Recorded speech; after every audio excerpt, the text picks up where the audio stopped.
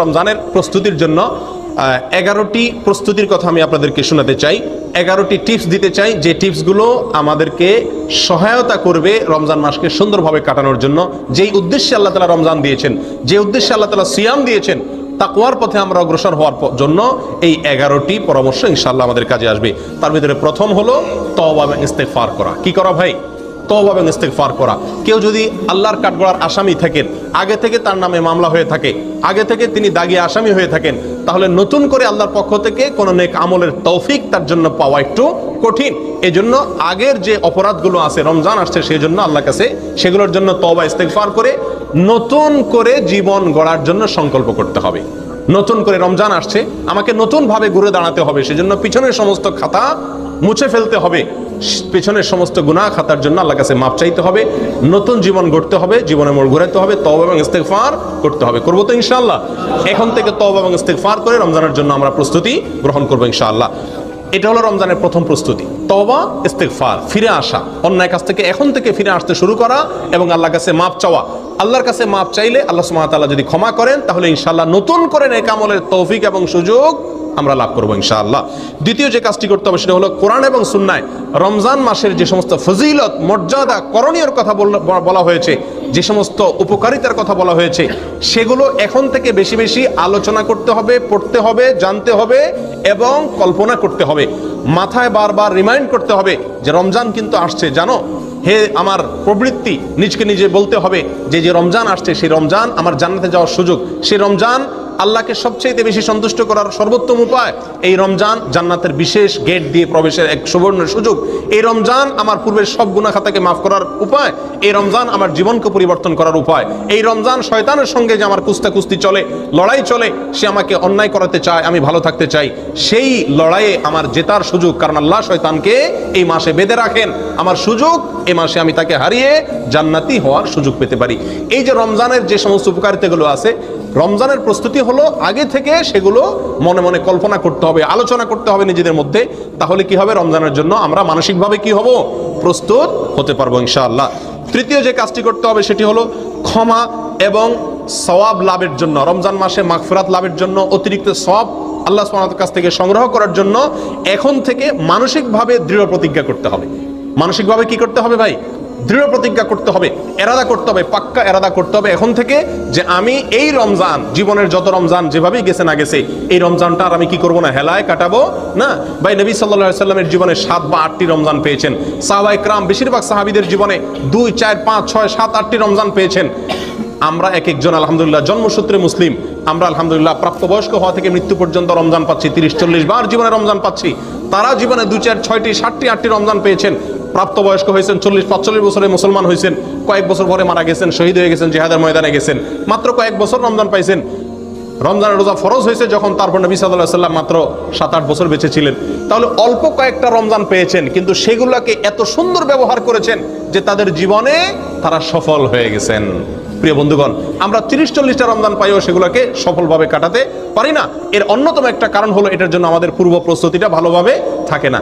অতএব প্রিয় বন্ধুগণ, রমজানের তৃতীয় প্রস্তুতি হলো আল্লাহর পক্ষ থেকে এই মাসের খায়ের, বরকত, ক্ষমা, মাগফিরাত এগুলো পাওয়ার জন্য মানসিকভাবে দৃঢ়ভাবে কি করতে হবে? পাক্কা ইচ্ছা এবং প্রতিজ্ঞা করতে হবে যে না, এই রমজানে আমার টাকা আসুক আর না আসুক, ব্যবসা হোক আর না হোক, অন্য কোনো দিক থেকে লাভ বা ক্ষতি যাই হোক না কেন, আমি প্রতিজ্ঞা করলাম এই রমজানটা আমি ব্যতিক্রম রমজান কাটাবো, এই রমজানে আমি আমার মালিককে খুশি করে ছাড়বো, এই রমজানে আমি আমার জাহান্নামের খাতায় নাম যদি লেখা হয়ে থাকে আল্লাহ না করুক কাটায় ছাড়বো, এই রমজানে আমি জান্নাতীদের খাতায় নাম লেখাইয়াই ছাড়বো ইনশাআল্লাহ। এজন্য প্রতিজ্ঞা করতে হবে। 4 নম্বর যে প্রস্তুতিটা নিতে হবে প্রিয় বন্ধুগণ, সেটা হলো এই রমজানের আগে, গত বছর বা তার আগের জীবনের কোনো রমজানের রোজা যদি কাজা হয়ে থাকে, এই শাবান মাসের শেষ হতে না হতেই সেই রোজাগুলো আগে কি করতে হবে? রাখতে হবে। একটি রমজান আসার আগে আগেই পূর্বের রমজানের রোজা কি করতে হয়? কাজা করে শেষ করতে হয়। যদি থেকে থাকে সেগুলো পূরণ করতে হবে। মা বোনদের থাকার সম্ভাবনা থাকে, তাদের শেষ করার জন্য উৎসাহ দিতে হবে। নিজেদের থাকলে কোনো অসুস্থতার কারণে বা কোনো কারণে যদি রমজানের রোজা বাদ যেয়ে থাকে, তাহলে এই রমজানের আগে আগে সেগুলো শেষ করতে হবে। এটা হলো 4 নম্বর প্রস্তুতি। নাম্বার 5, আল্লাহ সুবহানাহু ওয়া তাআলা সাধারণ যে ক্ষমা ঘোষণা করেন রমজান মাসে, ওয়ালিল্লাহি উতাকাউ মিনান নার, আল্লাহ সুবহানাহু ওয়া তাআলা রমজান মাসে বহু লোককে ক্ষমা করে দেন, বহু লোককে আল্লাহ তাআলা কি করেন? ক্ষমা করে দেন, মুক্ত করে দেন জাহান্নাম থেকে। এই যে আল্লাহ সাধারণ ক্ষমা, এটা পাওয়ার জন্য কোন কোন হাদিসে কয়েকটি শর্ত আছে, তার ভিতরে একটি হলো শিরক থেকে মুক্ত হওয়া। কি থেকে মুক্ত হওয়া? শিরক থেকে মুক্ত হওয়া। আরেকটা হলো হিংসা থেকে মুক্ত হওয়া। রমজান আসছে, আল্লাহ তাআলা অটোমেটিক স্বয়ংক্রিয়ভাবে সাধারণ ক্ষমা, গণহারে ক্ষমা করে দিবেন বহু মানুষকে। আমার নামটাও সেখানে যেন ঢুকে যায় বিনা কষ্টে। তার জন্য আমাকে দুটি কাজ বিশেষভাবে করার চেষ্টা করতে হবে। এক, অন্তর থেকে হিংসাকে মুছে ফেলতে হবে। দুই, শিরক থেকে নিজেকে পরিচ্ছন্ন এবং পবিত্র করতে হবে। এই দুটো কাজ যদি আপনি করতে পারেন, তাহলে রমজান মাসে সাধারণ ক্ষমা পাওয়ার জন্য আপনি ইনশাআল্লাহ উপযুক্ত হয়ে যাবেন। তাহলে এখন থেকে রমজানের যে 5 নম্বর প্রস্তুতি, সেটা হলো সাধারণ ক্ষমা লাভের জন্য হিংসা এবং শিরক থেকে নিজেকে কি করতে হবে? পবিত্র এবং পরিচ্ছন্ন করে নিতে হবে। প্রিয় বন্ধুগণ, রমজানের 6 নম্বর প্রস্তুতি হলো রমজান এবং সিয়াম, রোজা সম্পর্কিত মাসআলা মাসাইল যেগুলো আছে সেগুলো সব অর্জন করতে হবে। ফরজ এর এলেম শিক্ষা করা ফরজ, সুন্নতের এলেম শিক্ষা করা সুন্নত, ওয়াজিবের এলেম শিক্ষা করা ওয়াজিব। প্রিয় বন্ধুগণ, অতএব রমজান মাসের রোজা কিসে ভাঙে, কিসে দুর্বল হয়, কিসে সেটার মান কমে যায়, কিসে তার মান বাড়ে, কিভাবে করা উচিত, কিভাবে করা উচিত নেই সংক্রান্ত জ্ঞান অর্জন করতে হবে। ঠিক না ভাই? ঠিক। এটা আমাদেরকে রমজানের প্রস্তুতির অংশ হিসাবে করতে হবে। 6 নম্বর।